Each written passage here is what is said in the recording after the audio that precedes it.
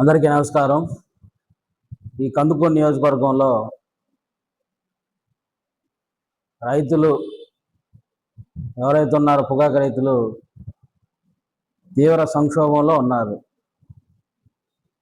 పండించిన పంటకి గిట్టుబాటు ధర రాక తీవ్ర ఇబ్బందులు ఎదుర్కొంటూ గత 3 నెలలుగా వాళ్ళు నిరసన తెలియజేస్తున్నా కేంద్ర రాష్ట్ర ప్రభుత్వాలు పట్టించుకోవటం లేదు.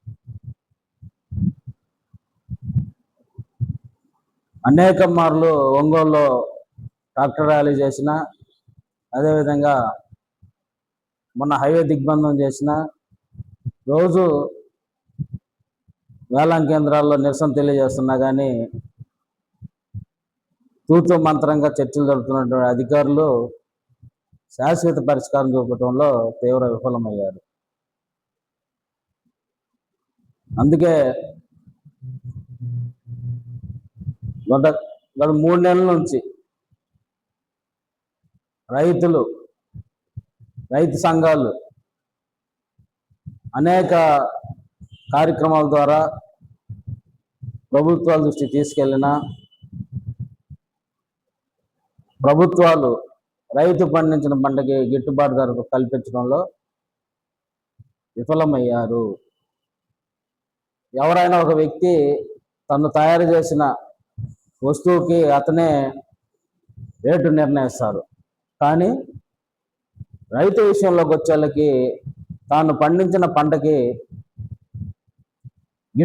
గిట్టుబాటు ధర లేకుండా దళారుల వ్యవస్థ ద్వారా ఈ దళారులు ఎవరైతే ఉన్నారో వాళ్ళు రైతుల దగ్గర సరుకు కొని ఇతరులకు అమ్మి వాళ్ళు లాభపడుతున్నారు, కానీ భూమిని నమ్ముకొని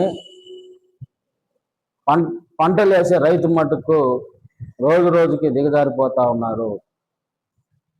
కాబట్టి రైతులు ఇప్పటికైనా కళ్ళు తెరిచి ఏ ప్రభుత్వాలు అయితే రైతులను ఆదుకుంటాయో ఆ ప్రభుత్వాల్ని మనం గెలిపించాలా, చట్టసభలు పంపించాలా. ఈ బూర్జో పార్టీలు ఎన్నికల టైంలో ఒక మాట చెప్పి